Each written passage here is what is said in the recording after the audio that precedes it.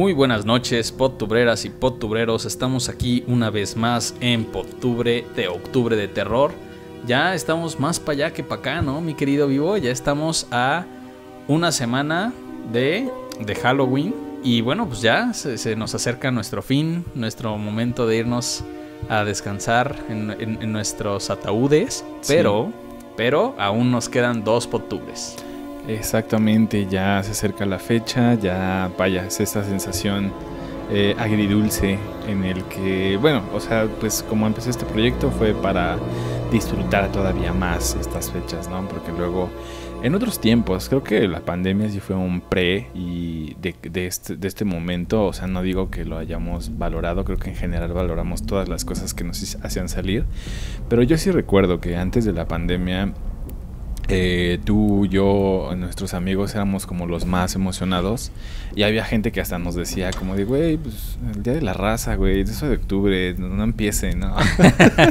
Sí. O todavía no se ha acabado el recalentado de 15 de septiembre, ya están empezando.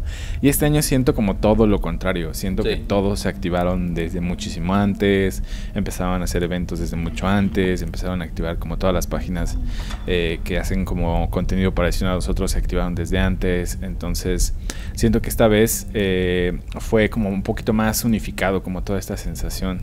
Entonces, si antes yo había hecho eso como para tratar de disfrutar todavía más el asunto, creo que esta vez sí sentí que fue algo de muchas más personas. Ya no nos sentimos tan criticados. Sí, completamente. Y yo creo que es lo mismo, ¿no? Como de aprovechar las cosas. Toda la gente quiere ir a fiestas, toda la gente quiere ir a eventos porque estuvo encerrada 2 años. Sí. Y al fin está sucediendo. Entonces, pues qué felicidad. Yo ayer vi a los primeros disfrazados. Hoy es domingo. ¿En serio? Ayer vi a los primeros disfrazados. Ya tengo que salir más. Pero pues sí, ya empiezan a ver las fiestas de Halloween. También ahí en nuestras redes ya empezamos a ver a personas disfrazadas. Entonces qué bueno que ya estén haciendo sus fiestas. Entre más fiestas de Halloween mejor, completamente. Claro que sí. Y bueno, ¿tienes alguna noticia de la semana? Pues la noticia es que pues ya se volvió imposible recomendar eventos, porque son muchísimos. Me han llegado como 2 imágenes como de gente que dice, oye, pues di, pero pues neta estaríamos aquí mucho tiempo porque son muchos, son muchísimos. Entonces mi recomendación es que me incluso vean como, no sé, en el foro cultural de su delegación o de su ciudad. Seguramente van a hacer algo y todo está ya súper de la temporada. Y por ejemplo, ahorita yo venía feliz porque pues vi como los últimos minutos de It en Canal 5, el original. No, estaba cambiando de canal y de repente estaba It, la de los 90s, y entonces dije, mira, está muy chido. Y después iban a seguir, iban a estrenar, no sé qué Halloween iban a estrenar, el Canal 5 le llegan como 20 años después, sí. Tal vez la primera. Entonces pero pues ya todo está pintado de naranja. Qué bien. Ya fuimos por nuestras calabazas, ya todo todo está bastante bien. Y pues como decía antes, se siente más chido si lo compartimos entre todos, ¿no? Entonces ya estuve platicando con compañeros de trabajo de que ya están los disfraces, ya está todo esto. Entonces, pues sí, mi noticia es esa, que de verdad giren a la esquina y seguramente hay un evento al respecto, ¿no? Entonces seguro van a encontrar algo. Hay muchas proyecciones de cine, que eso también está muy chido. Entonces, fuiste a ver La Cosa, ¿no? Al cine. Fui a ver La Cosa al cine y qué cosa, o sea ¿qué cosa es La Cosa? ¿Qué cosa es La Cosa? Yo lo había visto, o sea, evidentemente es una de las cosas que tienes que ver cuando hablas como del cine de terror y cuando hablas como de cosas de terror.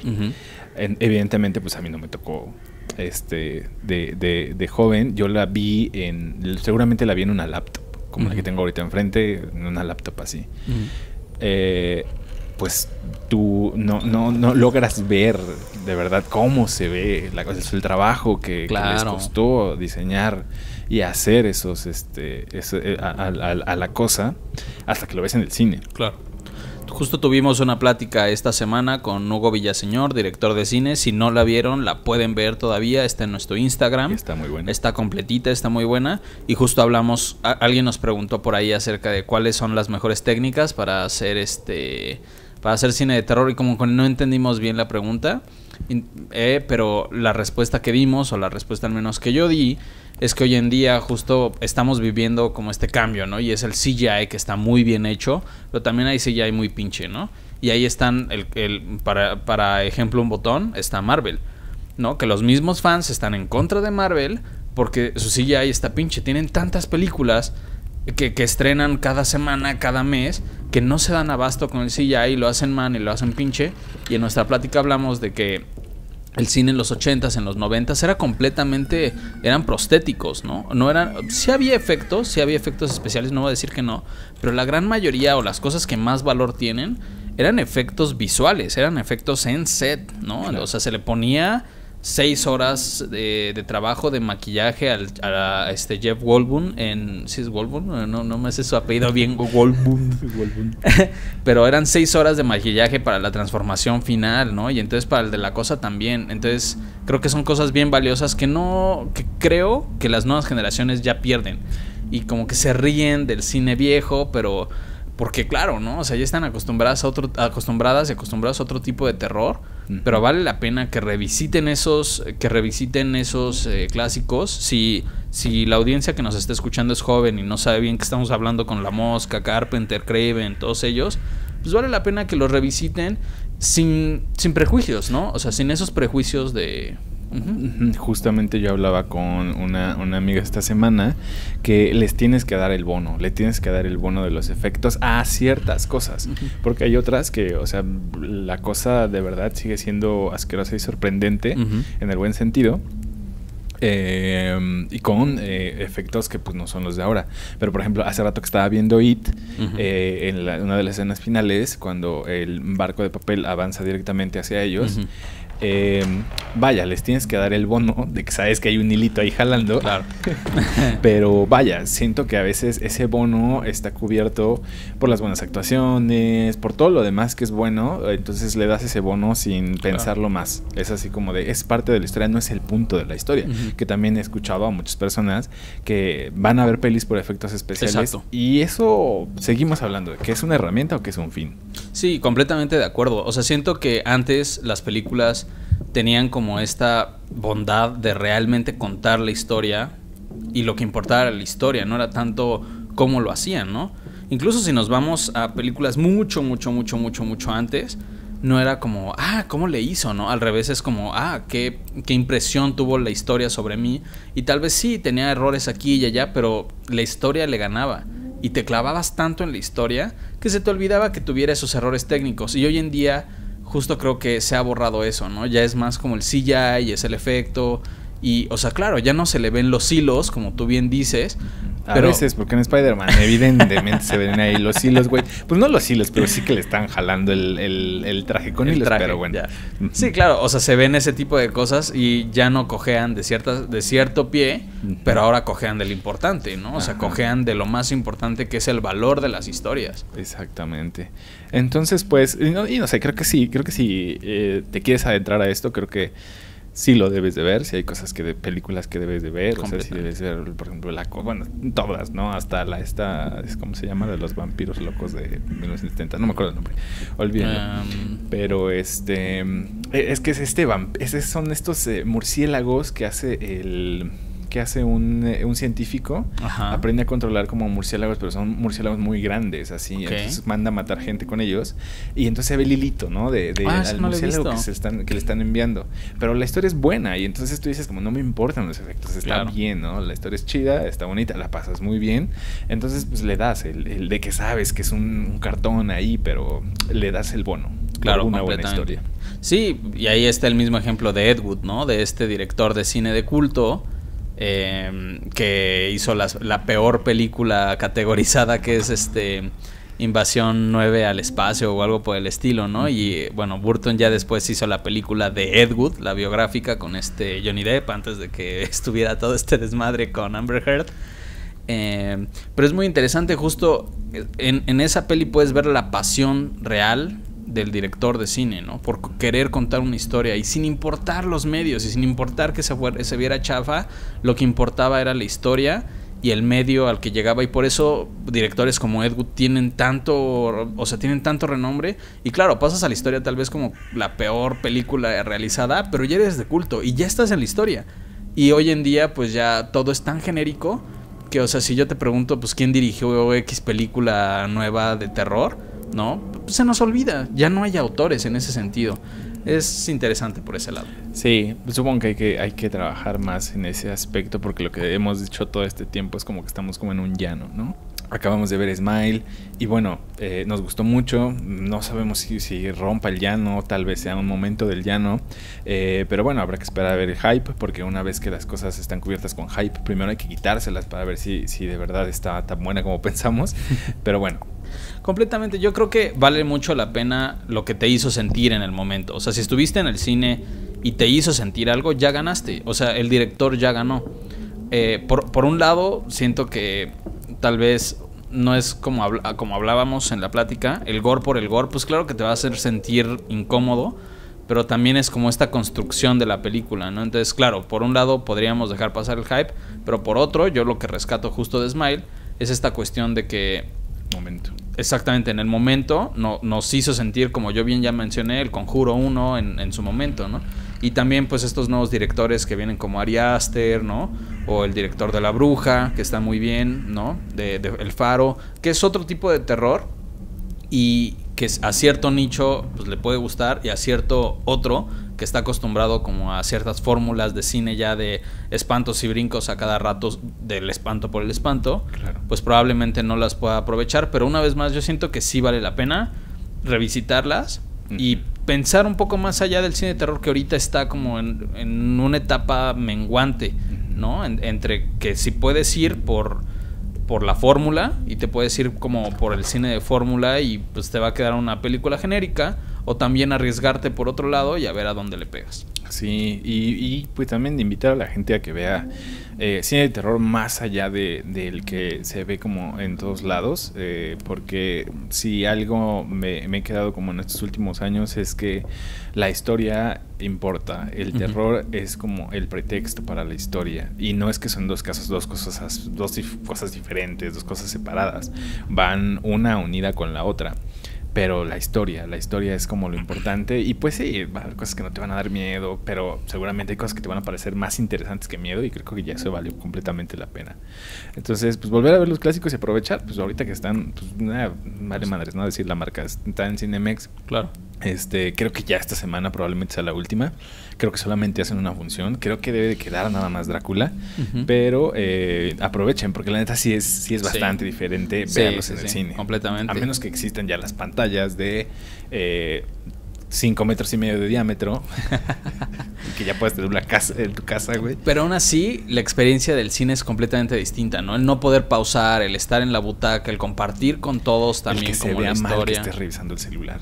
Claro. Así es una cosa diferente. Que hay gente que le vale madre de todos modos. Hay gente que le vale madres, pero siento que pues vas al cine y por lo menos ya es como un acuerdo implícito en que trates de hacerlo menos, ¿no? O sea, sí. Entonces está bastante bien. Está bastante chido. Aprovechenlo. Y pues les digo, va a haber como muchos, me enteré que va a haber, como decíamos, varias proyecciones de películas en otros lados, películas viejas ya. Entonces aprovechenlas para verlas. Definitivamente seguramente van a sacar algo de ahí. Completamente. Por el lado de los estrenos, también ya se nos acabaron. Ya ahora sí creo que ya cubrimos absolutamente todo, excepto en Estados Unidos se estrenó Terrifier 2 de Damien Leone. Es un director que está apenas naciendo. Ya está Terrifier 1.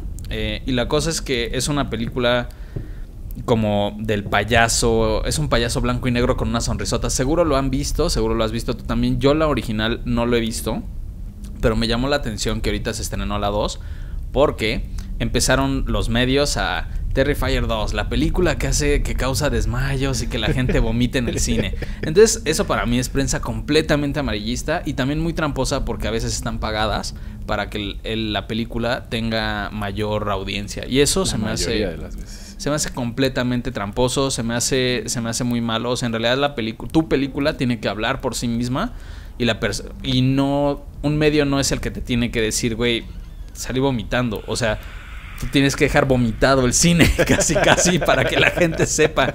Entonces se me hace tramposo de ese lado. Sí, no, y además es como súper... es como pensar que todas las personas viven el terror de la misma forma, ¿no? Es tratar de generalizar, decir, esta película te va a dar miedo. O sea, también lo que he aprendido todo este tiempo es que pues no es lo mismo para todos. El terror definitivamente no es lo mismo para todos.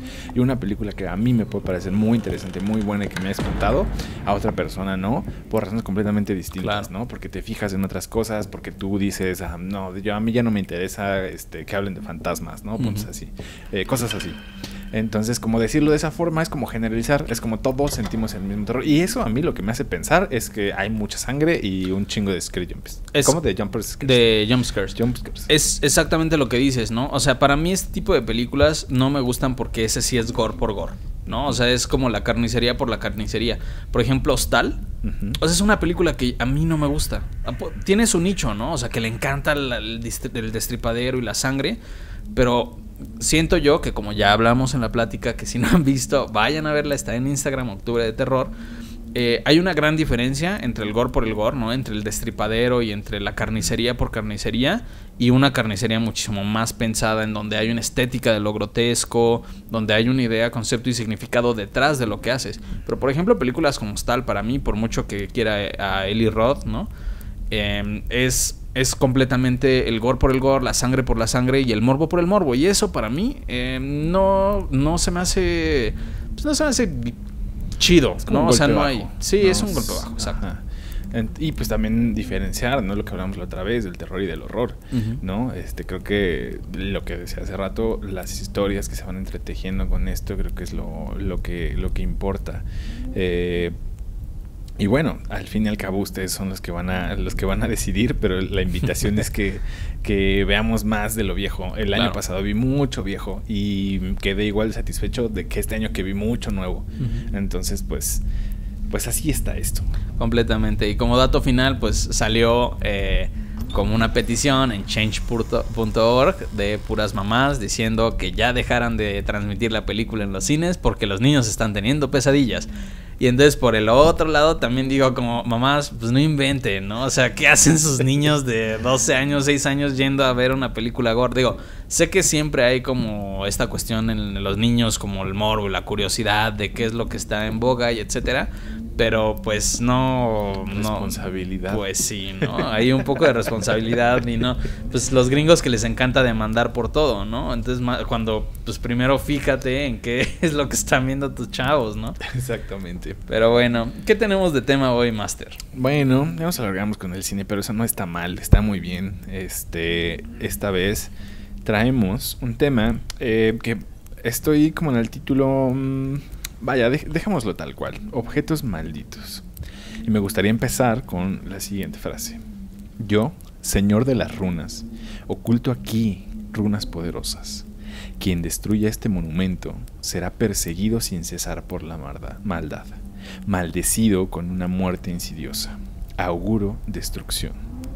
Esto es de una piedra rúnica de Bjorke, en Suiza, me parece. Lo había notado, no lo tengo. Y pues es una inscripción muy, muy antigua, más o menos del 600, 700 antes de Cristo. Pues nos dice más o menos de qué se trata esto de los objetos malditos. Y bueno, como hemos hablado en este espacio, el humano se mueve en un mundo creado por signos y significados. Así se estructura la realidad. Así se genera la cultura. Y otra forma de decirlo es que poco de lo que vemos, de lo que apreciamos con nuestros sentidos, es literal. Todo está conectado con un significado no evidente. Por ejemplo, Valdemar, te pregunto qué es lo que piensas cuando te digo que te imagines una bicicleta. ¿Cuáles son las otras cosas que piensas al respecto? ¿Cómo? O sea, si me dices piensa en una bicicleta. O cuando ves una bicicleta, ¿qué piensas? Porque no piensas en una bicicleta. En tu mente en tu mente no hay una imagen de una bicicleta a secas. O sea, eso es antihumano. Ok, pues pienso mucho en infancia, en aprender a andar en bicicleta. Creo que esos son los pensamientos que a mí me llegan. Cómo me caí, cómo aprendí. Sobre todo eso, como ese paso de la infancia de aprender a andar en bicicleta, que muchos se lo saltan y eso está mal. Háganlo. Sí, exactamente, porque como decía hace un rato, no es literal, no es que veas la bicicleta y en tu mente aparezca una bicicleta, ¿no? Tienen que llegar todos estos significados que están alrededor de las cosas, ¿no? Para mi mamá o por ejemplo para Cel, seguramente la bicicleta puede ser inseguridad, ¿no? Accidentes. Para mí es libertad, me gusta muchísimo andar en bicicleta, entonces para mí es libertad, para mí es ahorro también, o sea, siempre que ando en bicicleta digo, lo que me ahorré, no sé, aunque sean 10 pesos o 15 pesos es lo que me ahorré, es media caguama. Entonces, claro, siempre están como las cosas ahí que no significan lo evidente. Por ejemplo, una cruz normal, una cruz cristiana, ¿qué significa? Significa Dios, Jesús, bondad, lo que quieras. Ahora invierte esa cruz, ¿qué significa? Pues satanismo, justo lo contrario, ¿no? Exactamente. Entonces es el mismo objeto, pero evidentemente nunca lo tenemos literal. De esta forma, los objetos malditos son aquellos que rebasan los significados normales, entre comillas, y que se les empieza a asociar con cosas negativas. Hablando un poquito más de que las cosas no son literales, por ejemplo, por eso en los sueños no puedes tomar todo como literal, porque todo pasó por un proceso mental en el que si soñaste tal cosa no es que hayas soñé con una silla, no es porque haya visto una silla, es porque la silla significa algo que tú le otorgaste en tu mente, porque precisamente están todos los objetos arraigados con significados. Entonces estos objetos malditos empiezan a tener otros significados conexos a ellos, que pues ya no es como la simple silla, me quiero sentar, estoy cansado, o cocina, o mesa, etcétera. No, ya empiezan a arraigarse a ellos otros significados. Esto normalmente pasa por algún evento que sucedió con ese objeto. También hay que entender que, pues, por ejemplo, asociarlo con algo negativo, pues también tiene que ver con nuestra moral, etcétera, etcétera. Vaya, no siempre es como lo mismo para todos, ¿no? Claro. Sí, también culturalmente, de acuerdo a cada religión, ¿no? O sea, por ejemplo, pues la religión católica te va a decir estos objetos están mal porque yo lo digo, porque en la Biblia lo menciona y simplemente puede ser un códice. Exactamente, o por ejemplo adorar dioses de piedra, ¿no? Ajá, y entonces se le mete un tabú, ¿no? Que justo hablando de idea, conceptos, simbolismos, ¿no? Por ahí también los sueños, lo dice bien Freud, ¿no? O sea, se crean tabús alrededor del objeto y entonces ya lo vuelves maldito y lo vuelves prohibido. Exactamente, y todo eso está sostenido por la misma sociedad que piensa lo mismo respecto al mismo objeto. El ejemplo perfecto es el de la casa embrujada. Normalmente en una casa embrujada pasó un asesinato, alguien se murió, alguien hizo ritualismo ahí, alguien invocó al diablo, y entonces ese lugar ya tiene todo como este concepto, este nuevo concepto de él. Y bueno, mis preferidos son como los bosques, que tal vez deberíamos de hacer un tema, un podcast sobre eso, pero me gusta mucho como esta idea de los bosques malditos, ¿no? Porque de entrada a veces pensamos que el bosque es simple, pero en realidad como que todos pensamos, o todas las culturas han pensado como al bosque como algo misterioso, algo completo, algo lleno, algo donde hay mucha vida. Pues no por nada ahí se hacen los sabbats, ¿no? Exactamente. No por nada en el bosque se hacen los sabbats, es contacto con la naturaleza. Completamente. Tolkien en sus libros del Señor de los Anillos, cuando habla del bosque negro donde viven los elfos y también donde vive Tom Bombadil, que es como un ser que vive ahí en el bosque, en realidad habla que los hobbits se pierden en el bosque y entran en un estado de desesperación. Porque pues también, o sea, sí, claro, sabemos que el desierto, también si estás en medio del desierto, pues también es ver nada, no es la nada. Pero en el bosque es esta cuestión también con lo que juega la bruja de Blair, de todo es lo mismo. De repente vuelves al mismo punto y ya no sabes si estás caminando hacia dónde. Dices, no, es que este árbol ya lo había visto, ¿no? Perderse en un bosque también tiene su cosa, ¿no? O sea, que son tan grandes, tan inmensos y todo es tan igual. Y que a veces no lo pensamos así, claro. Porque a veces pensamos como a los bosques. Bueno, también depende de dónde hayas estado en contacto, ¿no? O sea, dices bosque de Tlalpan y pues es una madre en medio de la ciudad. Bosque de Chapultepec es una madre en medio de la ciudad. Solo tienes que caminar y salir, claro, ¿no? Pero por ejemplo, bosque de la Jusco, que es donde yo pasé la mayor tiempo de mi infancia, pues vaya, no es que le tengas miedo, pero también sabes que pues hay ciertos límites, ¿no? O sea, va a dar hasta el estado de Morelos. Claro. Entonces, pues hay que tener cuidado sobre hacia dónde la gente sí se pierde en los bosques y sí fallece, ¿no? Sí, o sea, sí se pierde. Y hay bosques reales como el de bueno, disculpen mi mal rumano, pero es Oia Basiu de Rumania, que justamente es por la zona donde está Transilvania y todo este asunto, y pues hablan que es como el triángulo de las Bermudas europeo, ¿no? Ahí es donde desaparecen cosas, se ven ovnis, gente muy preparada se ha perdido. Está también por ahí de 1950 un biólogo se adentró a investigar, a tomar fotos, y cuando reveló las fotos había como una neblina extraña inexplicable para él. Wow.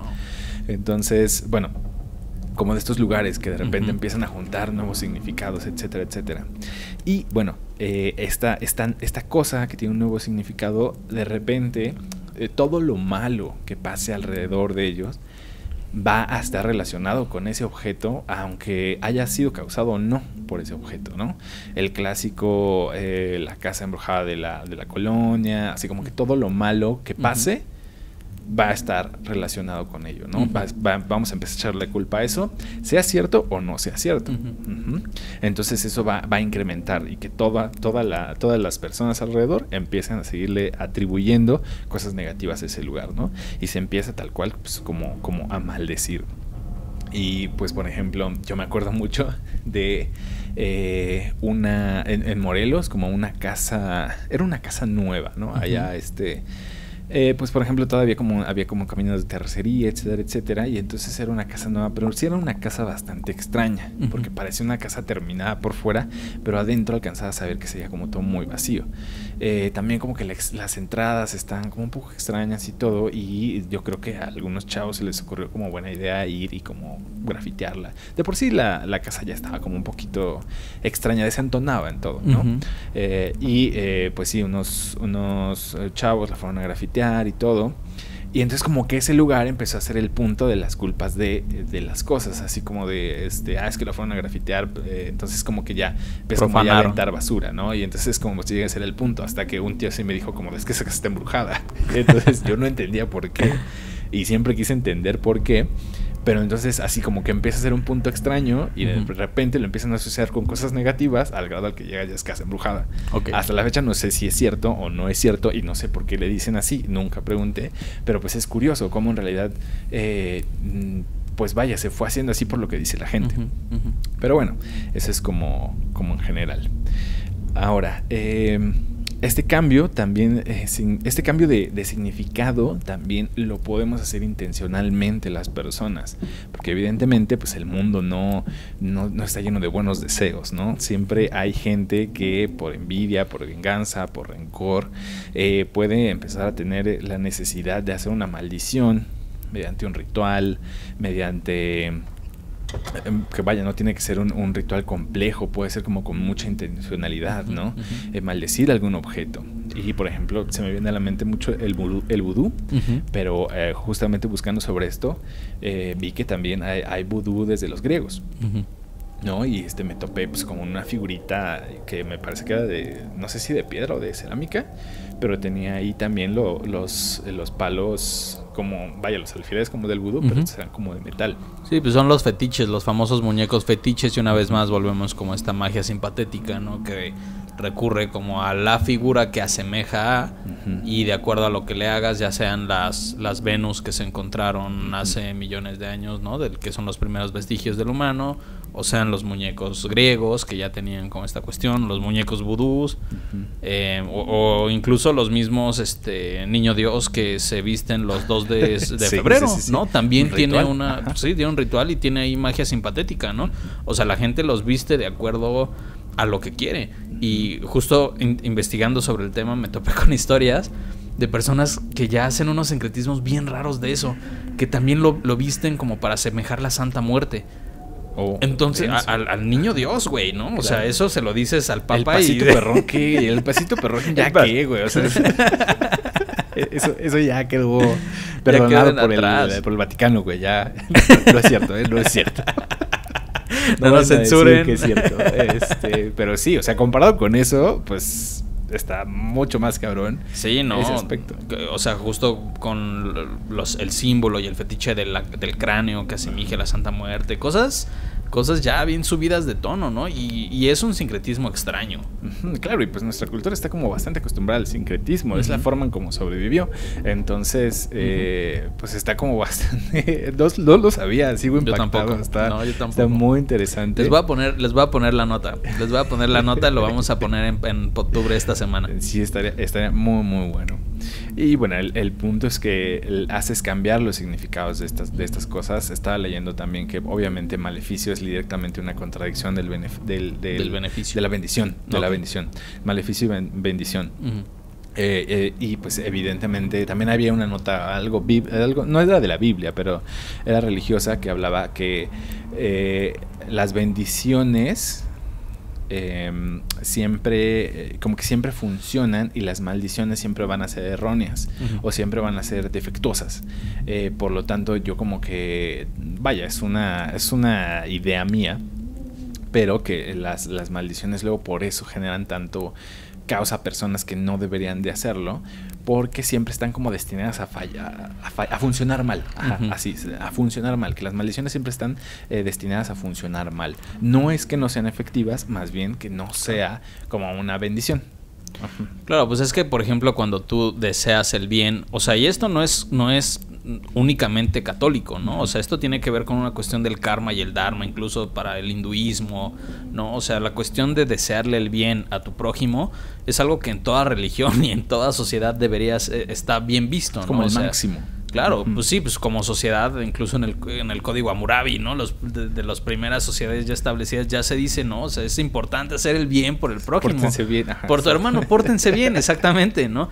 Pero el punto con las maldiciones y toda esta cosa es como un poco lo que platicábamos en el octubre pasado, que si no lo han escuchado, por favor, escúchenlo, pequeño comercial. Como dice, te lo resumo así nomás, este momento de mierda, que donde les pide like, que si no nos han dado like, denos like. Retuiteen, compartan en sus historias, compartan, comenten. Para nosotros es bien importante que nos comenten, porque así sabemos quién es nuestra comunidad, quiénes son los que nos escuchan, y así les mandamos saludos gratis. Y así, sí, completamente. Pero bueno, regresando un poco al punto, el cual ya perdí. ¿Cuál era? Era que bueno, o sea, el beneficio es como la bendición. Ajá. Es como lo que se espera de la sociedad. Exactamente. Entonces, cuando tú pides una maldición, ahí ya entra como otro tipo de magia, ¿no? Y entonces es lo que comentábamos. Es como esta cuestión de... O sea, si tú estás pidiendo algo y esa energía no sale de la nada, ¿no? Entonces, si tú deseas un mal para alguien, está bien, pero ese mal también tiene una acción-reacción, ¿no? O sea, si le pegas a la pared te va a doler la mano. Claro. Entonces, hay una acción-reacción ahí. Si tú le deseas el mal a alguien, ok, claro, se va a cumplir, pero va a haber un efecto negativo e igual, si tú le haces el bien a alguien, digo, en la religión católica es perdona a tu hermano 7 veces y 7 veces serás bendecido, ¿no? Es más o menos por ahí, pero no solo, como digo, no solo en la religión católica, ¿no? Pero es lo mismo con lo mal, ¿no? Si tú deseas el mal se te va a revertir, y cualquier cultura tiene esta cuestión como kármica alrededor de eso. Claro, claro. Y tal vez también por ahí venga el asunto de por qué hacerlo ritual, el mal, ¿no? Porque tal vez te quieras proteger de ese rebote, de ese regreso. Entonces, bueno, retomando como un poco de estas dos ideas, digamos que la maldición es el cambiar el significado a un objeto. Ahorita que estamos hablando de objetos en específico, cambiarle el significado a un objeto, ya sea que por tu intencionalidad, porque tú quieres hacer algo malo, o ya sea porque sucedió algo que cambió el significado que tiene eso, ¿no? Entonces, si ustedes le dan una revisada, como nosotros ya lo hicimos, a todas las historias de los objetos malditos, es porque pasó alguna de estas dos cosas. Pasó alguna de estas dos cosas, por voluntad o por casualidad. Una cosa cambió su significado y se volvió maldito. Y bueno, no sé si... Bueno, hasta aquí sería como el punto de la introducción, el de por qué las cosas se vuelven malditas. Y pues ahorita ya vamos a darle a lo siguiente. No sé, Valdemar, ¿Qué nos trajiste? Pues mira, yo les traje dos historias. Tengo una bastante subida de tono, la cual la voy a dejar para el final. A mí la verdad es que sí me da miedo esa historia. No la quiero contar, dice. Sí, no, o sea, la verdad es que sí me sugestioné un poco. Este fin de semana y esta semana como preparando los temas, la verdad es que la sugestión normalmente no me pega. ¿No te pega? Okay. No, normalmente la sugestión no me pega, pero esta vez llegó a mi inconsciente y me pegó en los sueños, ¿eh? Bien, ese es el punto, güey. Yo me sugestiono con la primera historia en septiembre, güey. Entonces, se imaginarán cómo he estado viviendo. Pero me gusta, lo disfruto. Te gusta, te asusta, pero te gusta. Pero me gusta completamente. Bueno, hablando de estas cuestiones como de los objetos malditos, pues por supuesto tenemos como las muñecas, ¿no? Las muñecas malditas. El ejemplo, yo creo que hasta más cercano que podemos encontrar es Chucky, ¿no? Que ya le han dado una refrescada completamente a la franquicia. Y hoy en día, no lo hemos mencionado, es cierto, pero está corriendo la serie y está en la temporada 2 y dicen que está muy, muy, muy bien. Como que aprovechan ese humor fársico de los 80s, ¿no? O sea, que a veces era como too much. Lo aprovechan y se ríen de ello. Y también cuando tuvo el hijo y todo eso, se ríen de eso. Claro, pero además con Chucky fue un efecto completamente provocado por él mismo. O sea, por ellos, por la misma película, ¿no? Porque empieza siendo como una serie bastante seria, digámoslo entre comillas. Sí. Creo que el humor negro que hay ahí es inherente como al personaje que en realidad está encarnando este Chucky, que es como, que era el asesino Charles Lee Ray. Asesino entre humor negro, malvado, pero o sea, no es, o siento que el objetivo no es que sea un personaje gracioso, sino más bien es un humor negro. Fue humor involuntario. Completamente involuntario, y de repente de ahí se empiezan a agarrar y se empiezan a agarrar y se empiezan a agarrar y después ya dices, es suficiente, pero parece que ahorita ya... Sí, ahorita ya se están riendo de eso, o sea, ya lo están retomando y entonces es bueno porque cuando eres consciente de que el humor ya fue involuntario y de que ya te la volaste con las secuelas y que ya hiciste que tu hijo fuera ella, ¿no? Trans, pues te ríes de eso y lo aprovechas y entonces sacas ventaja y ya se crea como esta onda serie B, satirosa, pero con terror gorzón. Claro. Eso está muy interesante. Sí, prefiero mil veces algo que sea sincero desde el principio, algo que te mienta y después te sale con una tontería, ¿no? Sí. Entonces, primero, si eres sincero, si eres tú mismo, aquí te aplica también, si eres tú mismo, ahí tienes la de ganar.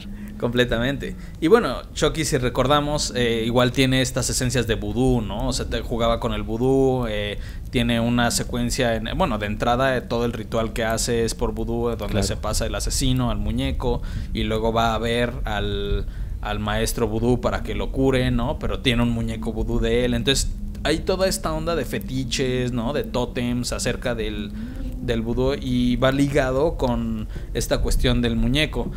Si nos vamos un poquito más, está la leyenda de Robert el muñeco, ¿no? Es un muñeco que está ahí en Estados Unidos, que igual le decía al niño que hiciera cosas malas o hacía travesuras y toda la culpa se le echaban al niño.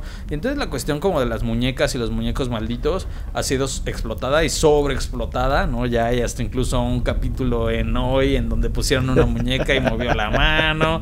O sea, ya pendejadas, ¿no? Ya llegando al punto muy ridículo. Pero dentro de eso también hay cosas muy chidas y muy rescatables, como por ejemplo las leyendas de los maniquís, que en México ahorita están teniendo mucha fuerza. Desde que inició la pandemia, empezó a haber muchas personas que decían que estaban viendo maniquís en el centro histórico. O sea, un maniquí caminando literalmente.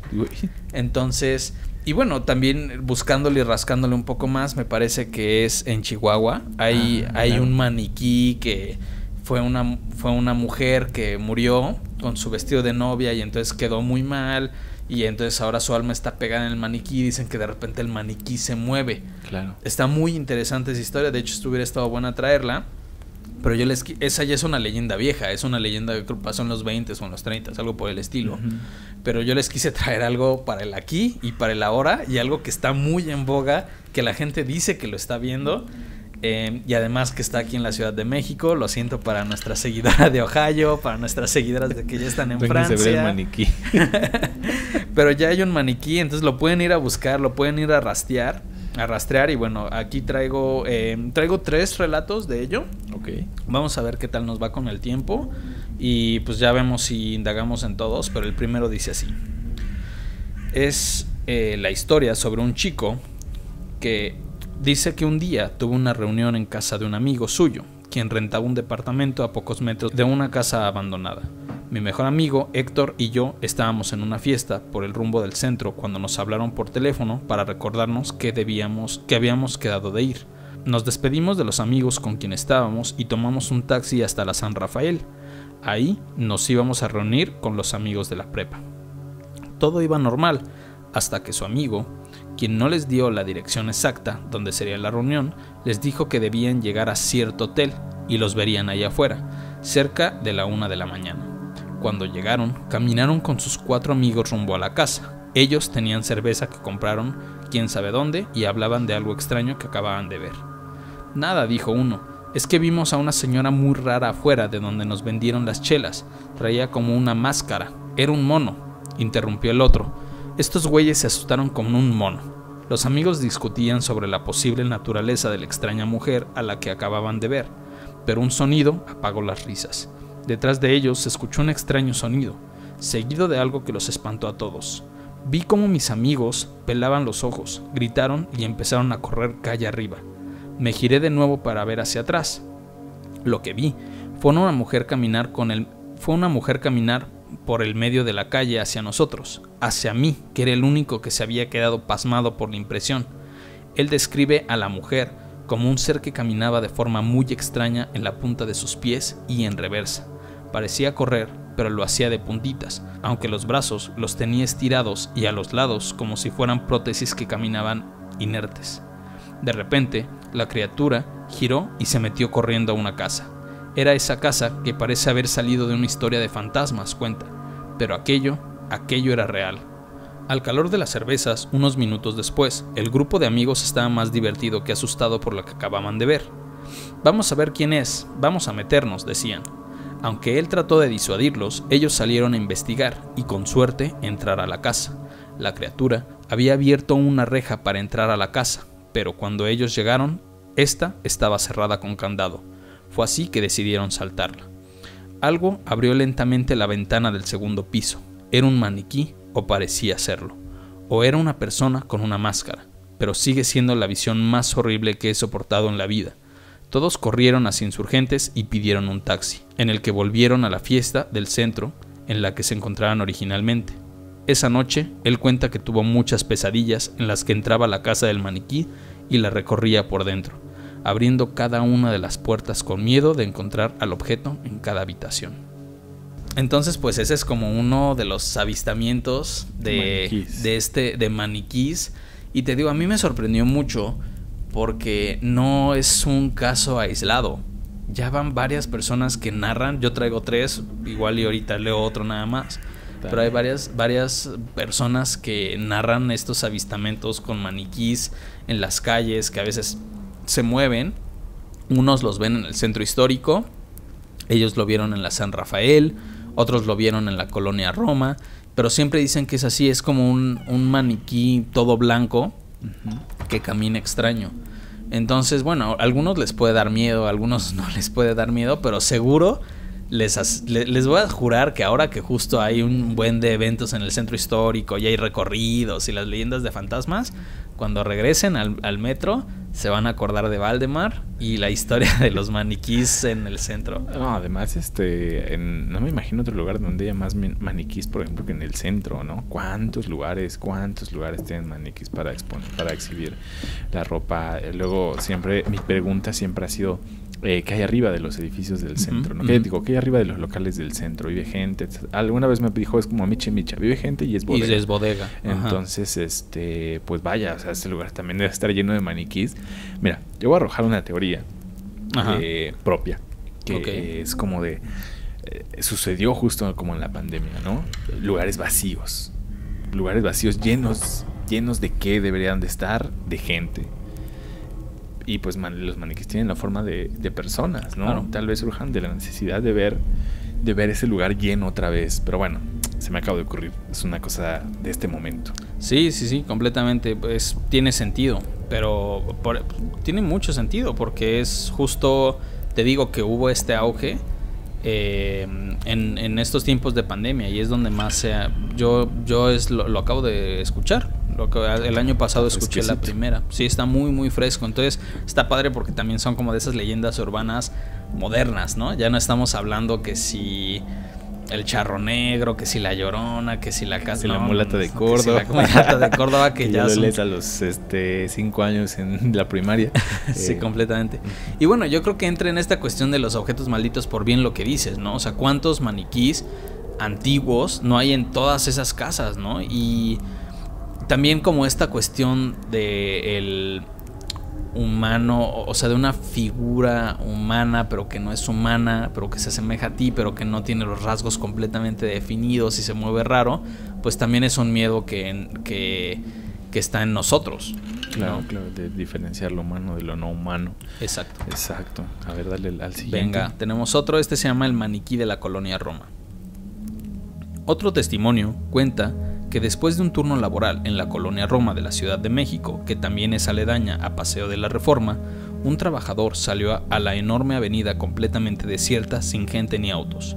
Me despedí de mis compañeros que caminaban al Metro Sevilla y yo caminaba por Reforma, unos 20 minutos hasta llegar a Avenida Insurgentes, donde tomaría mi metrobús hacia el norte de la ciudad. Sentí un frío que me estremeció y me hizo apresurar el paso. Por primera vez me sentí con cierto miedo en aquella calle que siempre me había parecido la más segura de la ciudad para caminar a cualquier hora. Él intentó trotar para alejarse de la zona y de ese sentimiento, pero se lesionó el tobillo. Fue en ese momento cuando miró hacia un local comercial vacío, donde sintió que alguien lo miraba. Pensé que alguien me estaba mirando en la oscuridad y por un momento sentí terror, pero me calmé al darme cuenta de que solo era un maniquí al que por alguna razón habían dejado atrás cuando vaciaron aquel espacio y solo estaba ahí, con una de las manos extendidas hacia la calle, hacia mí. Él sintió una extraña tristeza y ganas de llorar, lo que lo hizo alejarse más, pero escuchó la puerta del negocio que se abría detrás de él. Cuando miró de nuevo, el maniquí ya no estaba ahí. No sé si alguien estaba ahí adentro y movió el maniquí para asustarme, dice, pero no se quedó a averiguar. Logró alcanzar el último metrobús de la noche y desde la seguridad del transporte público miró una última vez hacia Reforma. Ahí no me lo van a creer, pero ahí vi a una silueta vestida como el maniquí que había visto en el lugar vacío. Si alguien me estaba jugando una broma, había corrido con aquel maniquí para pararlo en ese lugar y que yo pudiera verlo. Es increíble, pero eso es lo que yo quiero pensar. Porque si no, quiere decir que aquello se movió y que caminó detrás de mí por Reforma y que llegué a tiempo para tomar apenas el último viaje del metrobús. Uf, qué bueno está. Qué bueno está esto de los maniquís. Está muy candente, ¿eh? Ustedes rásquenle más y van a encontrar bastantes historias. Y les digo, y en una de esas, ustedes lo ven, ¿eh? Ustedes lo ven. No, por favor. Cálmate, por favor. Venga, ¿tú qué nos traes, Vivo? Pues mira, yo sí recurrí a la historia de la muñeca. Uh-huh. Sobre todo, bueno, es que tengo ahí mis papás le compraron a mi hermana y a mi prima. No sé en qué momento de la historia contemporánea, de la historia de los millennials, uh-huh, se pusieron como de moda las muñecas como de este tamaño. Ah, las muñecas de tamaño real. Ajá, sí, exactamente. Sí. Nunca, bueno, al final mis hermanos y yo, como que no, o sea, obviamente tenemos una división de cuáles eran como nuestros juguetes, uh-huh, pero regularmente cuando jugábamos todos jugábamos con todo. Y a mí sí me daba miedo, ¿no? Sí me daba miedo como esa muñeca. Yo decía, ¿por qué tiene que ser del tamaño real, güey? ¿Qué necesidad? ¿Qué necesidad? ¿Para qué tanto problema? Y hasta la fecha, como, bueno, el cuarto de mis papás, pues vaya, sí, el cuarto de la casa de mis papás, mi cuarto en la casa de mis papás, vaya, sigue estando ahí, pero pues evidentemente pues también haces como si hay un espacio, pues ahí le aviento algo, ¿no? Uh-huh. Entonces una vez me acuerdo que estaba abriendo el closet, güey, y ahí estaba la muñeca, güey, imagínate. Imagínate la impresión. Pero bueno, eso es como para relatar un poquito el background sobre mi asunto con las muñecas. Okay. Y también, la verdad, cuando yo escuchaba La Mano Peluda, de las cosas que más me daban miedo eran estos relatos de gente que escuchaba como a sus peluches suspirar o a esa madre. Porque pues también yo tenía peluches en la chingada. Uh-huh. Y pues da miedo, ¿no? La verdad es que me gustan esos relatos. Siento que son algo bastante cercanos. Entonces busqué algo así, ¿no? Y no querría recurrir a Annabelle o a la verdadera Annabelle o a la prima de Annabelle o a lo que muchas personas van a publican en los medios, ¿no? Que es como la Annabelle. Entonces mi relato va un poquito en ese sentido, en hacerlo como un poquito más, vaya, de gente que sí lo vivió, no tanto como de la nota, no tanto como de la nota de Halloween, así, sino más bien de gente que sí lo haya pasado, ¿no? Y bueno, el relato me lo platicó una buena amiga que fue de visita a mi casa por allá del 2011. Ella es foránea y sus primeros meses en la ciudad fueron caóticos y solitarios. Vivía en el último piso de un edificio no tan viejo entre Xola y Tlalpan. Yo sabía que desde ese tiempo ella decía que ahí espantaban, pero hasta ese momento no sabía el por qué. Me aseguró que todo se remonta a la vez que tuvo una muñeca. Todo empezó cuando fue a tirar la basura y encontró entre el montón de bolsas una muñeca de tela vieja y mugrosa. Le pareció linda y se la llevó para lavarla y limpiarla, pues le recordó su niñez donde no tuvo muchos juguetes. La dejó como nueva, dice, y la puso en su recámara. Como a los 2 días, durante la madrugada, se oían ruidos en el departamento, como si alguien desordenara cosas. Le habían dicho que en la ciudad se filtran muchos ruidos entre departamentos y como en ese tiempo tomaba turnos de 12 horas, llegaba casi muerta e intentaba no darle importancia. Un viernes, después de una reunión con los compañeros del trabajo, llegó ya tarde a su casa. Encontró todo en desorden. Pensó que se había metido alguien y fue rápido a revisar el lugar donde guardaba su dinero, pero estaba intacto. Solamente el lugar estaba revuelto. Pasaron los días y seguía oyendo ruidos. Empezó a tener miedo, pues vive sola. Hizo lo que todo mundo hace, orar. Me platica que sintió que esto fue contraproducente, pues los sonidos de que alguien estaba en el departamento durante la madrugada se hicieron más fuertes. En una ocasión, las cosas de su mueble se cayeron. Su alajero, cosas con las que dibuja y la muñeca. Asustada, encendió la luz, pero aparentemente todo lo demás estaba normal, en silencio. Intentando explicar qué sucedió y con el cansancio del día se estaba quedando dormida cuando oyó unas risas de niña. Ahí sí no pudo más. Se paró toda asustada, prendió todas las luces y su compu para platicar con cualquiera que estuviera despierto a esa hora. Pasó tensa toda la noche hasta que vio la luz de las 6 de la mañana. Mi amiga seguía atribuyendo todo a su turbulenta vida y el estrés del trabajo. Un día se dio el tiempo de ordenar toda su casa con la esperanza de tener más tranquilidad. Una idea se le atravesó por la mente: la muñeca. Pero sintiéndose ridícula, la aventó al fondo del ropero junto con ropa y cosas inútiles que planeaba desechar. La sospecha sobre la muñeca se hizo más fuerte esa misma noche, pues claramente recuerda ruidos que provenían del ropero. Presa del miedo, no quiso revisar. Agarró su almohada y se fue a dormir a la sala cerrando su cuarto con llave, esperando no oír nada. Otra desvelada de miedo pasó la pobre mujer. Mientras me lo contaba, mi amiga se tornó más seria. Se tomó un caballito de tequila y dice: lo más grueso fue la última noche. Cuenta que llegó tarde de la chamba, ya toda cansada y temerosa. Con luz de día hubiera tenido el valor para sacar a la muñeca, pero ni siquiera cenó. Se acomodó a dormir en su sala. Dice que entre dormida y despierta oyó un murmuro que le decía: ¿quieres jugar? Se despertó del miedo y toda la piel se le puso chinita. Se incorporó y fue directo al cuarto. Abrió la puerta y me jura, casi llorando, que vio a la muñeca sentada en la cama. Mi amiga, completamente fuera de sí, le gritó: ya deja de estar chingando, y se salió del depa. Se durmió afuera de su propio departamento. Mientras me lo contaba, yo no sabía si reírme de lo increíble o cagarme del susto de lo que acababa de contar. Al otro día, el portero la despertó y le preguntó qué había pasado. Ella solo se paró apenada y se metió a sacar la muñeca, dejarla en el mismo sitio donde la encontró. Los ojos de mi amiga se pusieron llorosos y me dice que nunca le había pasado algo similar, que no puede describir el miedo. Se pregunta muchas cosas: ¿estaré loca? ¿Lo habré soñado? Son cosas que no entendemos, yo opiné, energías o almas que se quedan en este mundo y no logran descansar.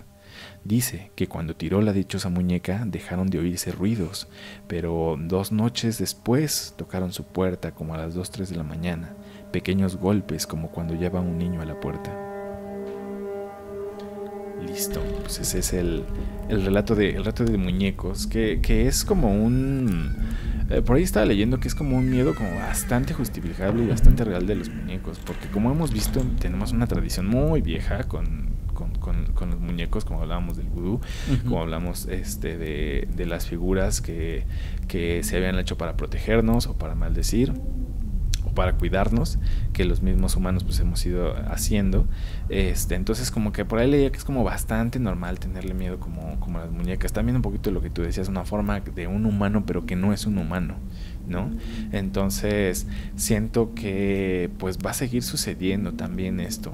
O sea, como que el temor a los muñecos y a las muñecas es algo que siento que va a seguir pasando mientras lo sigamos haciendo. Completamente, creo que pues tú lo dices muy bien. Digo, por ahí Chucky fue como lo que a nuestra generación nos marcó, pero de todos modos estoy seguro que a las nuevas generaciones el muñeco la muñeca de su hermana o la muñeca de sus papás vieja, destartalada, que está ahí en el desván, seguro les da miedo, porque justo por esta cuestión de la antropomorfia, ¿no? De algo similar que se parece a ti, pero que no es humano, ¿no? O sea, las dimensiones están raras y qué pasa si se mueve, ¿no? Y es como esta cuestión de humanizar un objeto completamente.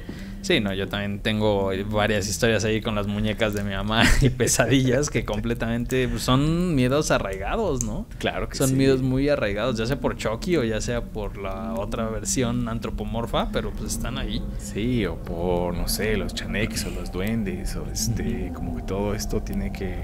Vaya, no es que estemos hablando exactamente de lo mismo, pero al final estamos hablando de cosas parecidas, ¿no? ¿Te acuerdas de la moda de los trolls y así? A mí me da muchísimo miedo. Sí, claro, muchísimo los elfos. miedo. ¿Te acuerdas de los elfos? Sí, que hasta... Pero es que también había una onda ahí de magia simpatética, ¿no? Porque decían que... De entrada el pinche elfo era carísimo, ¿no? Así eran... Los originales costaban como 1,000 y cacho pesos, ¿no? De esos tiempos. Y luego de esos tiempos. Y luego tenías que irlo a llevar con un brujo a que le diera vida, ¿no? Y luego, o sea, pues digo, entre los juegos y las historias de niños, pues decían que sí se movían o que desaparecían cosas, claro, o ese tipo de cosas, pero en realidad era una moda fea y los muñecos eran feos. Eran feos. ¿Qué opinaría el niño Dios de esto? No, hombre, no, pues ya estamos bien malditos, ¿no? Sí, no me gustaba para nada. Y de hecho, una de mis peores pesadillas que he tenido en la vida, si quieren pueden checar el podcast donde hablamos de fenómenos del sueño, que ahí no hablé, pero una de mis peores pesadillas tiene que ver como con estas cosas, como con un monito pequeño, como claro, azul, como dentado, que como que daba vueltas en toda mi casa, y como que mi desesperación no era tanto si era que me fuera a hacer daño, pero que no lo podía atrapar. Un sueño muy extraño. Pero pues con todo esto, como de los muñequitos, de las muñecas, y pues vaya, lo que les digo de la muñeca tamaño real, que a alguien le pareció una buena idea hacerlo. Oye, ¿sabes? Ahora que mencionaste esta cuestión de el niño Dios y los muñecos y todo, me acordé de una historia que me pasó a mí, y van a ser...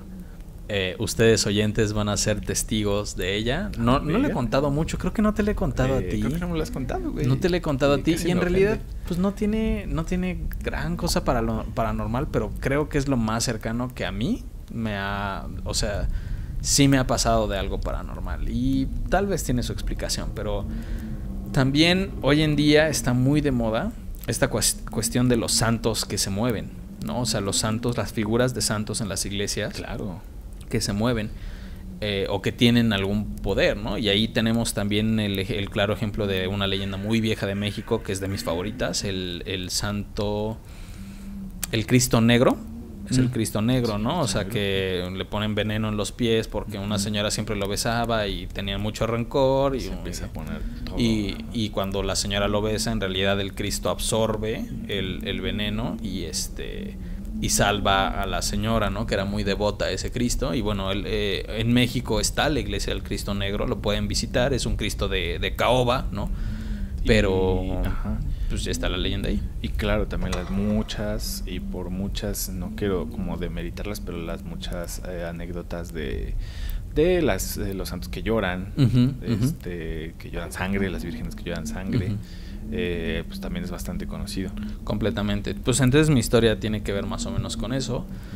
Yo tenía, yo qué sé, por alrededor de los 8 años, que fue como un poco después de que hice mi comunión. Entonces todos los domingos iba a la iglesia con mi abuelita.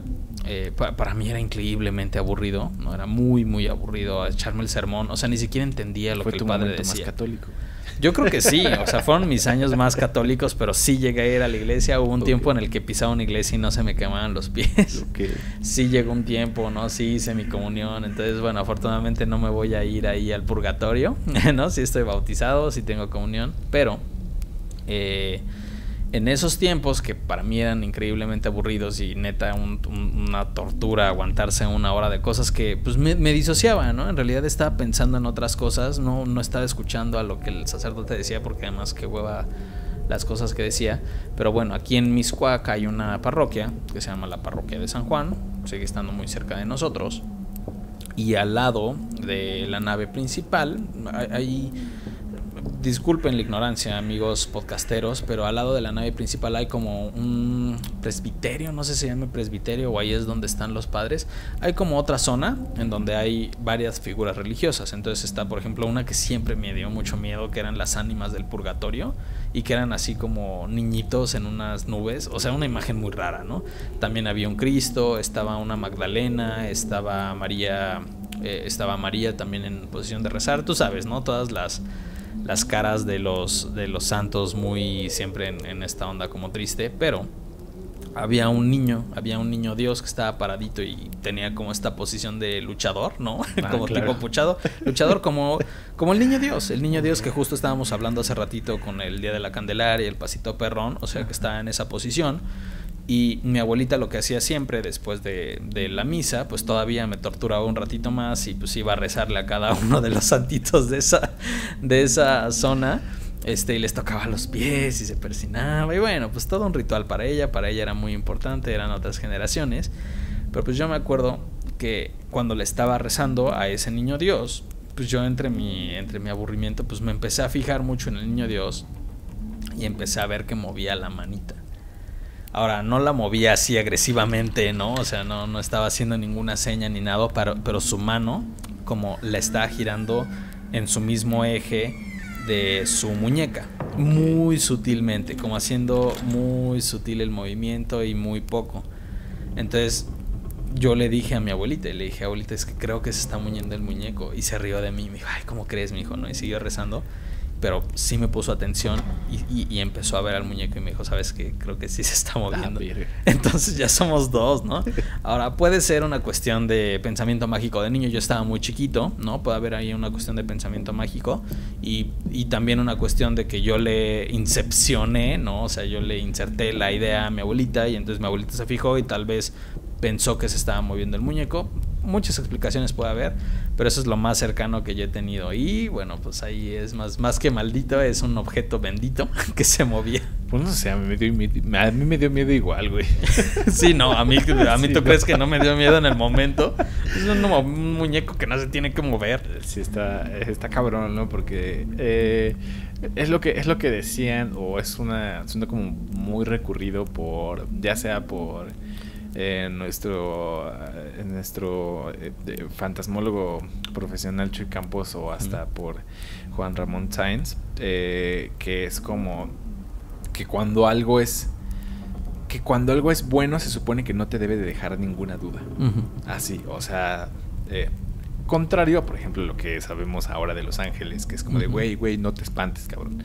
Soy un ángel, ¿no? Ah, sí, ya. Y son estas figuras rarísimas que narran en la Biblia, que claro, son como estos como ojos, ¿no?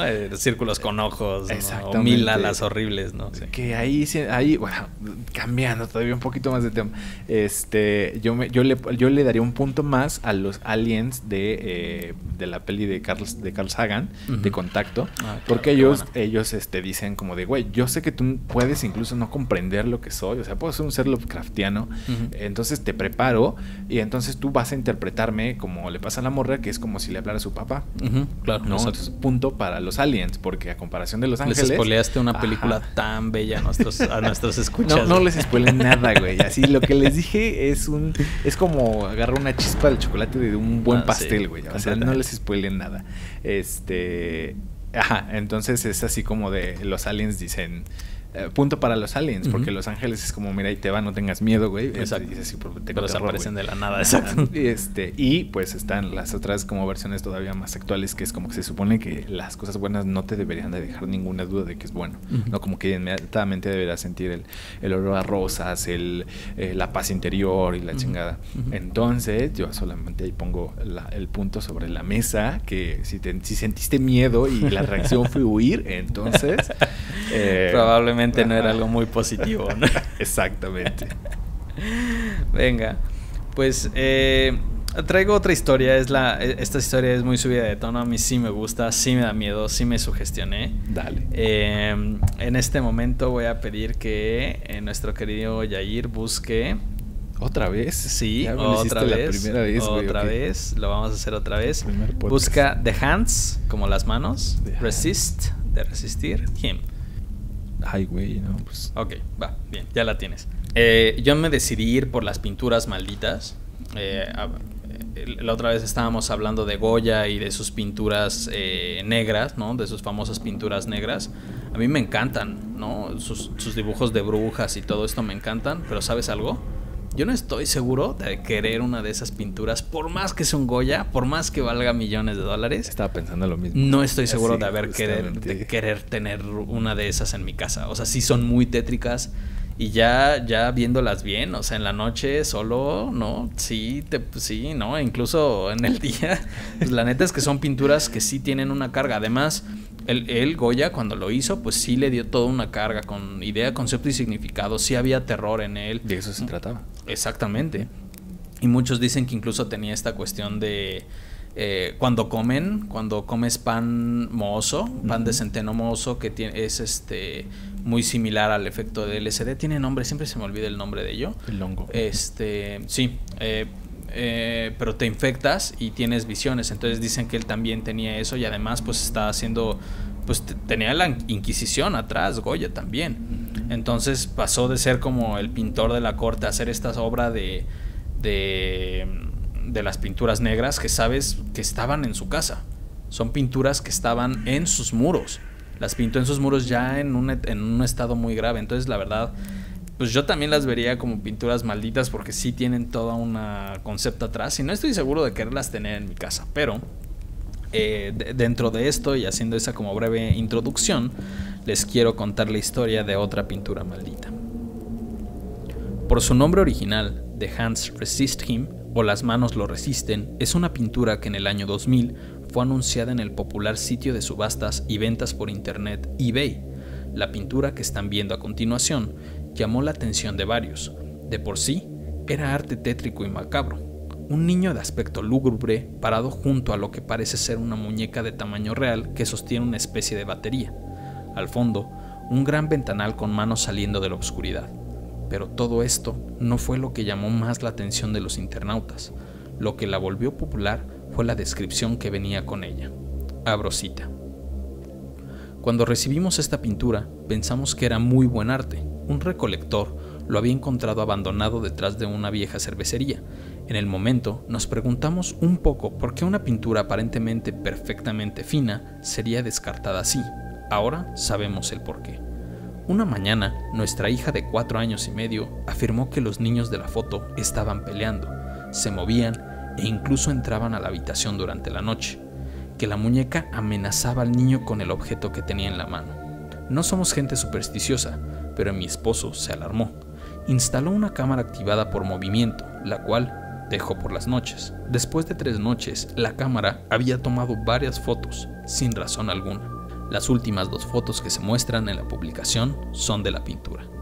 Después de ver al niño aparentemente salir del cuadro bajo amenaza, decidimos que el cuadro debía irse. Por favor, juzgue por usted mismo. Antes de hacerlo, lea la siguiente advertencia. Además de ese texto, termina la cita.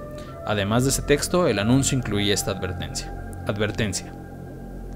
No haga una oferta por esta pintura si usted es susceptible a enfermedades relacionadas con el estrés, débil de corazón o no está familiarizado con eventos sobrenaturales. Al hacer una oferta por esta pintura, usted acepta liberar a los propietarios de toda responsabilidad en relación con la venta o cualquier evento que suceda después de la venta. que puede ser contribuido a esta pintura. Esta pintura puede o no poseer poderes sobrenaturales que pueden impactar o cambiar tu vida. Sin embargo, al hacer una oferta, usted acepta ofertar exclusivamente por el valor de la obra de arte, no incluyendo las 2 últimas fotos presentadas en esta subasta, y libera de responsabilidad a los propietarios con respecto a ellas y su impacto, explícito o implícito. Ahora que tenemos esto fuera del camino, una pregunta para ustedes. Queremos que nuestra casa sea bendecida después de que la pintura se haya ido. ¿Alguien sabe quién está cualificado para hacer esto? El tamaño de la pintura es de 24 por 36 pulgadas, por lo que es bastante grande. Como he tenido varias preguntas, aquí las siguientes respuestas. No quedó olor en la habitación, no había voces ni olor a pólvora, ni huellas de comida, ni líquidos extraños en la pared. Para impedir preguntas en esta dirección, no hay fantasmas en este mundo, no hay poderes sobrenaturales, esto es solo una pintura y la mayoría de estas cosas tienen una explicación. En este caso, probablemente un efecto de luz. Los animo a ofertar por la obra y considerar las últimas 2 fotografías como puro entretenimiento. Y por favor, no las tome en consideración al hacer una oferta. Como pensamos que es una buena idea bendecir cualquier casa, todavía damos la bienvenida a su contribución en este procedimiento. Continúo. A pesar de la advertencia, la obra tuvo 30 ofertas de subasta, vendida finalmente a un comprador que ofreció $1,025.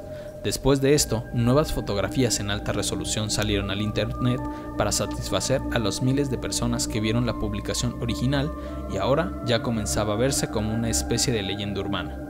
Un internauta experto en Photoshop decidió experimentar con la imagen aplicándole varios filtros para ver si algo se revelaba. En realidad, se encontraba escéptico y no creían que nada saldría a la luz, pero fuerte fue su sorpresa cuando descubrió algo cuando colocó un filtro infrarrojo. ¿Recuerdan que la niña del matrimonio original decía que los niños de la pintura peleaban e incluso que el niño se encontraba bajo amenaza? Pues al ver los resultados del filtro infrarrojo podremos entender mucho mejor a lo que se refería la niña. La niña o la muñeca parece sostener en sus manos lo que asemeja a una pistola. Esto ya está pasando los límites de la creepypasta o cuento promedio de internet, así que la investigación comenzó a profundizar. El comprador de eBay pudo rastrear al artista responsable, el cual es un hombre llamado Bill Stoneham, que después de contactarlo pudieron saber el nombre real de la pintura, Las manos lo resisten, y fue pintado en 1972.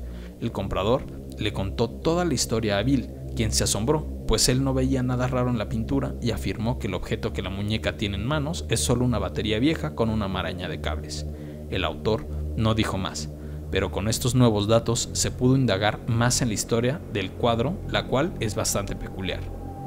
Durante los 70s, el cuadro fue exhibido por primera vez en una galería de Beverly Hills llamada Frank Harten. Poco después de esto, tanto un crítico de arte que realizó una reseña de la pintura en el periódico Los Angeles Times como el dueño de la galería murieron. Años después, la obra fue comprada por el actor John Marley, a quien recordaremos por salir en la exitosa película El Padrino. John Marley falleció un año después de adquirir la pintura en medio de una cirugía a corazón abierto. Posteriormente, la pintura pasó de lugar en lugar hasta finalmente terminar en la cervecería que el matrimonio original menciona en la publicación. Una vez más, se buscó a Bill Stoneham con toda la evidencia en conjunto. Bill solo se limitó a decir que él es el niño del cuadro y que fue adoptado a temprana edad, cosa que él supo desde siempre. Su esposa fue quien lo incentivó a hacer la pintura, que está basada tanto en una fotografía de su infancia como en un poema del mismo nombre. Las manos lo resisten. Las víctimas directas del cuadro no son las únicas que sufrieron los efectos de este, pues varios internautas o personas que afirman ver la pintura por tiempos prolongados mencionan haber enfermado, tener pesadillas o incluso sentirse incómodas viendo la pintura. En lo personal, mientras redacto este resumen de la historia, les puedo decir que la sugestión sí me ha ganado y me siento perturbado e inquieto. Actualmente el cuadro ha pasado de manos una vez más y se encuentra encerrado bajo llave en un almacén, lo que simplemente prueba que esta, fuera de tener algún poder sobrenatural, sí incomoda a las personas que lo ven. Uf, qué bueno. Qué miedo. Sí, completamente. Y la verdad es que la pintura, pues que la voy a agregar en Podtubre sí está fuerte. Sí, me gustaría. Sí. Pues mira, costó $1,025. Creo que se puede adquirir. Para que la tengas ahí. Ahí la imprimimos exactamente. Y además la versión en infrarrojo, ¿no? Para que se vea la amenaza de la niña. Pues no sé ustedes, tal vez a mí me ganó un poco la susceptibilidad. O sea, yo sí me sugestioné viendo la pintura, escribiendo. Además estuve leyendo artículos, leyendo a personas. Pues a mí sí me llegó a sugestionar un poco la pintura, y cuando estaba escribiendo el resumen sí me afectó un poco. Les digo, es la primera vez que en realidad un Podtubre me llega a afectar de alguna forma. Normalmente no lo hace. Está bien, para eso lo hacemos. De eso se trata. Y bueno, pues solo queda decir que pues tal vez hay casualidades, ¿no? Hablando como de pues el cuate de la exposición, ¿no? Y el que escribió la reseña, tanto como el actor, pues pueden ser, son probabilidades, ¿no? O sea, la gente muere todo el tiempo, y pues justo como tú dices, cuando algo está maldito y ya tiene historia y así, pues se lo atribuyes luego, y le buscas 3 pies al gato, ¿no? Sabiendo que tiene 4, y pues tal vez es pues puro cuento, y tal vez también las personas que hicieron esto pues era para venderlo y para crear un cuento alrededor de la pintura, que sí está tétrica, sí está feona, y crearon una muy buena historia de pues casi creepypasta por internet. Pero porque la gente estaba súper pendiente, y más que eso es como lo que hablábamos en el primer capítulo, ¿no? Como estos juegos de realidad alternativa, claro. Más bien, ¿no? O sea, pero mucho más real. Crearon una subasta y las personas podían comprar la pintura. Ajá, okay. Y se comprobó. Entonces, pues más bien ustedes juzguen, ustedes son los últimos, ustedes son los últimos que tienen la palabra, y pues ahí quiero escuchar si ustedes nos pueden decir si la pintura los perturbó. Les dio miedo, los enfermó.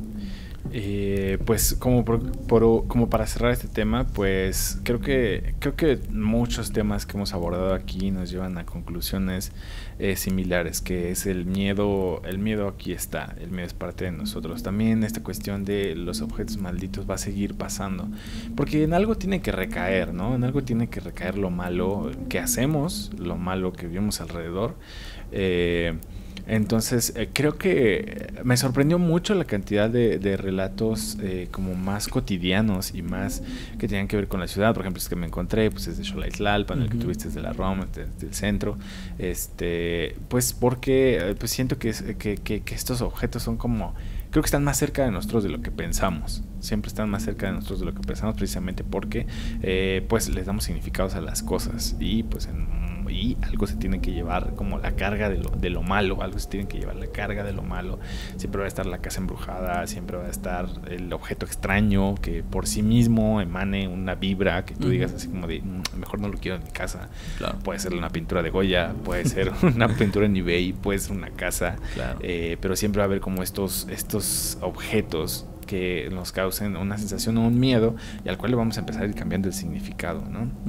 Y bueno, ya que sean culpables o no de ciertas cosas los objetos, pues eso ya será cuestión de investigarlo, ¿no? O de buscarlo, de verlo, pero pues en general siempre lo va a haber. Seguramente hay más relatos por ahí de objetos más cerca de ustedes o que ustedes han vivido de lo que pensamos. Completamente, ahí compártanlas si tienen alguna historia como con objetos malditos, algo que les haya pasado.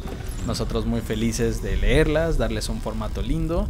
Creo que este podcast en realidad debió llamarse Muñecos Malditos, o Muñecos Antropomorfos Malditos. Pero siento que es pan con mantequilla, ¿no? Van uno con el otro. Están muy cercanos en realidad, y digo, ahorita lo traspolamos como al muñeco, pero en realidad se puede, como tú bien dices, ¿no? A la casa, al bosque, o sea, lugares. Esta cuestión del maleficio, el lugar maldito, algo sobre lo que cae lo negativo, es relativo. Claro, ¿no? Y pues ahí también nos faltó mencionar el Pikachu de los ojos rojos, por ejemplo. ¿Cuál es ese? No, el Pikachu de los ojos rojos, güey. No, para nada. Hablando justamente de que en algo tiene que caer lo malo, pues yo creo que es algo súper conocido como de las personas que nos gustaba Pokémon, y de cuando se puso de moda los tazos y todo, pues que se empezó a decir que el Pikachu era del diablo, ¿no? El Pikachu era del diablo, y entonces alguien decía, es que yo vi un tazo del Pikachu con los ojos rojos, ¿no? Sí. Está maldito. Entonces es como de, en algo tiene que recaer, ¿no? Claro. Yo ahí siento que es como de la gente muy creyente diciendo, nuestra sociedad está mal por los Pikachus, ¿no? Entonces vamos a ir contra ellos, están malditos, ¿no? El Pikachu es del diablo, ¿no? Entonces como que siempre van a estar ahí, siempre van a estar las cosas. Y bueno, cuando tú le pones como intencionalidad a algo, pues vaya, o sea, pues así se han llegado a cometer crímenes, ¿no? Entonces tampoco hay que desestimarlos, ¿no? De las cosas, de las intenciones que tengamos a la acción. Híjole, nada más hay un pasito. Entonces, vaya, creo que los objetos malditos es un tema que puede llevar todavía más. Completamente de acuerdo. Venga, Master, pues nuestra sesión de hoy ha terminado. Exactamente. Les recordamos que ya estamos muy cerca. Ustedes lo van a estar escuchando el lunes, pero y para ese momento ya va a ser, como tú decías bien al principio, una semana ya de Halloween. Entonces les deseamos que lo disfruten mucho. Probablemente o muy seguramente, o esa es la intención, subamos de actividad en la página para estarles posteando como más cosas, como más recomendaciones, como más entretenimiento, para que lo disfruten, ya sea que si tengan una fiesta el fin de semana o no tengan una fiesta, o ese día vayan a hacer lo que vayan a hacer, tengan algo que ver, tengan de algo de qué hablar, tengan algo de qué compartir. Si les gustó lo que dijimos aquí, pues replíquenlo, díganlo, no importa que nos den crédito, luego nosotros tampoco damos. Entonces se trata de compartir. Entonces esta semana probablemente empecemos con más actividad. Venga, sí, más actividad paranormal, más cerca del 31, recuerden, es la noche en la que todos los seres, los entes vienen, nos visitan, y hay que estar con las manos abiertas, uniéndonos con ellos, uniéndonos y siendo unos en este mismo plano terrenal. Disfruten, pásenla muy bien esta semana, que esta semana de Octubre de Terror va a estar bastante activa. Y bueno, yo fui Jair Vivo. Y mi nombre es Valdemar Luis Ferrusco. Nos vemos en el último Octubre la siguiente semana. Buenas noches.